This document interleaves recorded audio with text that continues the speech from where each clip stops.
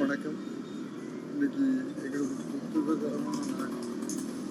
காரைக்குடிக்கு பக்கத்தில் வெள்ளத்திராக்கோட்டிங்கிற ஒரு கிராமத்தில் பிறந்து ஒரு சாதாரண தொண்டனாக வாழ்க்கையை தொடங்கி இன்றைக்கு ஒரு இரண்டு முறை அமைச்சராக தமிழகத்தினுடைய அரசியல் துறையிலே தலைமை வகிக்கிறவராக ஆளுமையாக வாழ்ந்து புரட்சித் தலைவர்களோடும் துணையாக இருந்து பல காரியங்களை நல்ல காரியங்களை செய்து அரசியலுக்கு பிறகு இலக்கியத்துறையில் கம்பன் கழகத்துடைய தலைவராக இருந்து பல காரியங்களை செய்து ஆகவே ஊருக்கும் நாட்டுக்கும் தனக்கும் நல்ல பேரை தெரிவிக்கின்றனர் நம்முடைய மரியாதைக்குள்ள வரலாளர் ஆரம்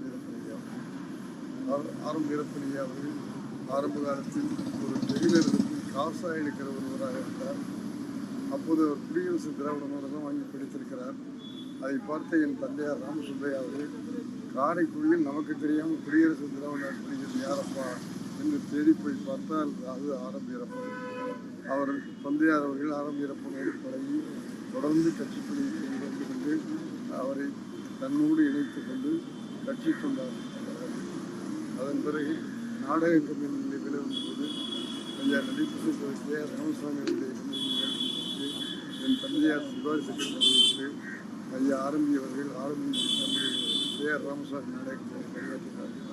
அதன் பிறகு புரட்சித் தலைவர் எம்ஜிஆர் அவருடைய நாடக கம்பெனியில் நிர்வாகியாக இருந்து அதன் பிறகு புரட்சித் தலைவர் எம்ஜிஆர் அவருடைய பிரதிநிதியாக வாழ்ந்தார்கள்.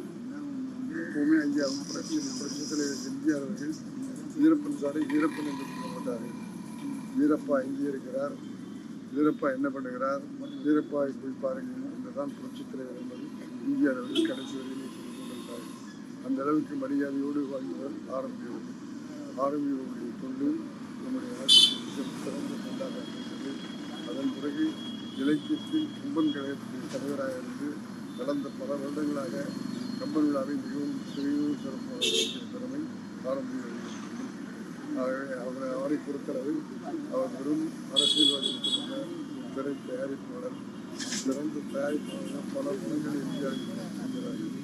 அதில் குறிப்பாக நம்முடைய சூப்பர் ஸ்டார் ரஜினிகாந்த் அவர்களுக்கு நான் இயக்கிய இராணுவ வீரன் படம் ஒன்று என்பதை உங்களிடத்தில் அந்த இராணுவ வீரன் படத்தில் நம்முடைய சூப்பர் ஸ்டார் ரஜினிகாந்த் மட்டுமல்லாமல் ஆந்திராவுடைய சூப்பர் ஸ்டார் சிரஞ்சீவி அவர்கள் நடித்தார்கள். அந்த படத்தை சிறப்பாக தயாரித்தார்கள்.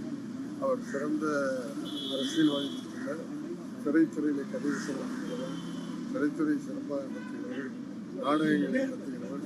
இப்படி கலைத்துறையிலே முழு ஈடுபாடோடு இருந்த அவரோடு நான் பழகிற காலங்களில் பார்த்திருக்கிறேன்.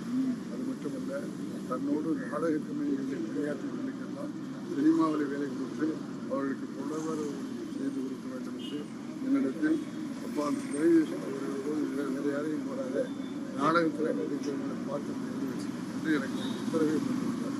அந்த அளவுக்கு நாடக நடிகர்களோடும் அவருக்கு மிகுந்த பாசமும் அனுப்பினார்.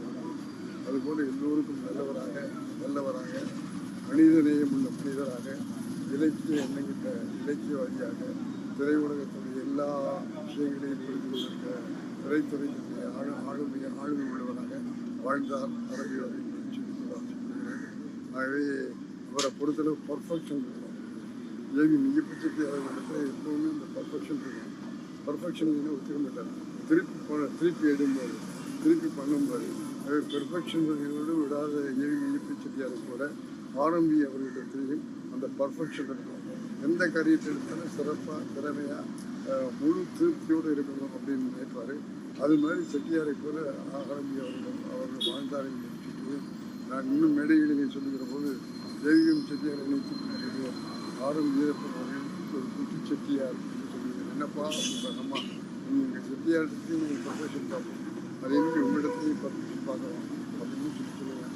ஆகவே இதிலையும் வாழ்க்கையிலையும் சரி, இந்த அரசியலையும் சரி, சினிமாவிலையும் சரி பர்ஃபெக்ஷனோடு வாழ்ந்த மனிதர் ஆரம் வீரப்பன் சொல்லிக் கொள்வதை. ஆகவே ஒரு வெள்ளத்திரை என்கிற ஒரு கிராமத்தில் பிறந்து தமிழகத்தினுடைய ஆளுமையான தலைவர்களுடைய ஒருவராக வந்து எல்லோரிடத்திலும் நல்லதை எடுத்து சீரும் சிறப்பாக வாழ்ந்து நடத்திய நம்முடைய ஆரம் வீரப்பன் இறந்து விட்டார் என்று சொல்லப்படுவது. இறந்தும் வாழ்கிற மனிதராக இருக்கிறார். ஆகவே ஐயத்துள் வாழ்பவர் வானூரையும் தெய்வத்தில் வைக்கப்படும் என்பதை போல அந்த குரலுக்கு சாட்சியாக என்றும் ஆரம் வீரப்பன் இடத்தில் இருப்பார். ஆகவே இளைஞர்களே அவரை பின்பற்றுங்கள், அவரை போல வாழ கற்றுக்கொள்ளுங்கள். நிச்சயமாக நீங்கள் வாழ்க்கையில் வெற்றி பெறுவீர்கள் என்ற செய்தியை இந்த நேரத்தில் உங்களிடத்தில் பகிர்ந்து கொள்கிறேன். வணக்கம்.